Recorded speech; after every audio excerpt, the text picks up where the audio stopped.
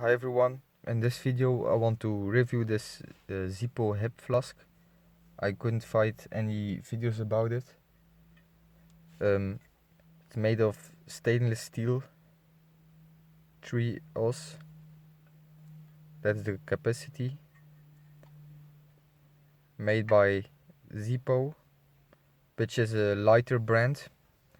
And the reason I bought this is I first bought a cheap Chinese one, but it actually leaked after a while.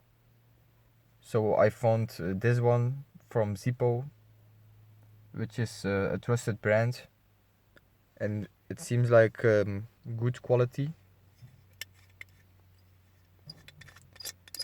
You just turn it open like a normal flask. It has some plastic rubber, so it doesn't leak if you tighten it. And that's about it. You can put it easily in your back pocket because it's curved, like a wallet or something. You can get them on Amazon. We'll put the link in the description. Thanks for watching. Have a good day. Bye.